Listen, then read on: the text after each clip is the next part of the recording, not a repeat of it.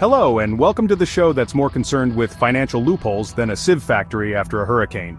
Today, we're diving headfirst into the murky depths of shell companies and their starring role in the global money laundering extravaganza. Money laundering is a bit like that friend who borrows your Netflix password and then lets 6 other people use it.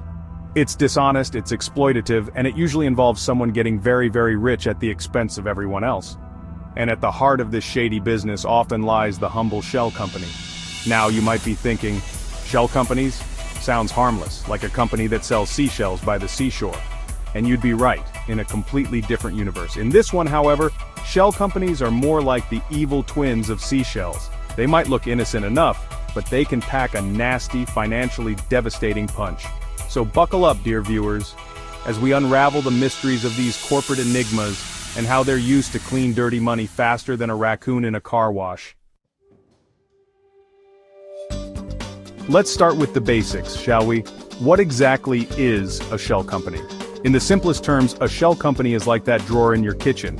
You know the one, it's filled with random things that have no real purpose but you just can't seem to throw away. It exists, it has a name, but it doesn't actually anything. In the corporate world, a shell company is a legal entity that exists solely on paper. It has no employees, no office, heck, it probably doesn't even have a company water cooler. It's the corporate equivalent of a ghost, wandering the financial district with no purpose other than to haunt our collective conscience. Now, to be fair, not all shell companies are inherently evil. Some legitimate businesses use them for holding assets, managing investments, or even just for the sake of bureaucratic efficiency. Right, let's get down to the nitty-gritty of how these shell companies actually help launder money. Because believe it or not, there's a sort of twisted artistry to it. It's like a 3-act play, except instead of dramatic tension and catharsis, we get financial crime and global inequality. Act 1, placement. This is where the dirty money enters the financial system, often disguised as legitimate income from a seemingly legitimate business. Think of it as the putting lipstick on a pig stage. Our criminal friends might use fake invoices, inflated contracts, or even just straight-up cash smuggling to make their dirty money look like the proceeds of a thriving business. And where does this money often end up? You guessed it, in the bank account of a shell company. Act 2, layering. Now that the money is in the system, it's time to make it dance. This is where things get really convoluted, like a game of financial hopscotch played on a global scale. Chapter 3. Spot the shell red flags that scream money laundering in progress. Now you might be thinking, this all sounds incredibly complicated and depressing. Is there any way to stop this shell game?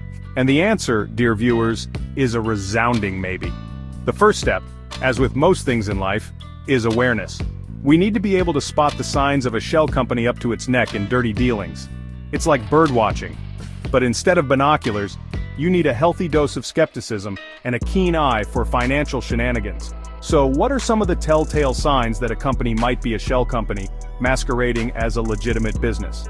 Well, for starters, look at where it's registered. If it's a tiny island nation with more palm trees than people and a reputation for financial secrecy that would make a Swiss banker blush, that's a red flag the size of a beach umbrella. Next, check out the company's business activities. Chapter 4. Fighting Back.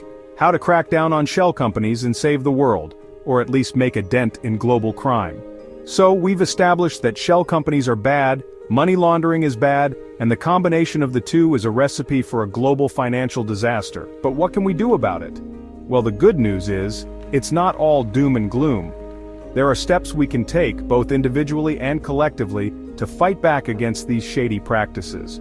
First and foremost, we need greater transparency. It's time to shine a light on the murky world of shell companies and expose the true beneficiaries hiding behind their corporate veils. This means implementing stricter regulations, requiring companies to disclose their beneficial ownership information, and making this information publicly accessible. It's like installing a giant floodlight in that shady alleyway where all the financial crime happens. Suddenly, everyone can see what's going on, and it becomes a lot harder to get away with anything shady. Next, we need to strengthen international cooperation. Outro. Don't let the shell game win.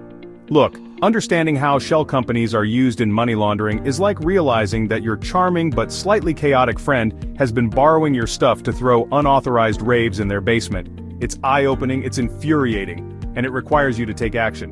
We can't afford to be complacent. Money laundering fuels corruption, undermines democracy, and exacerbates global inequality. It's a global problem that demands a global response.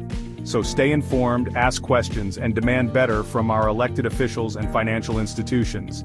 Together, we can crack down on shell companies, make money laundering a lot less appealing, and maybe, just maybe, make the world a slightly less shady place.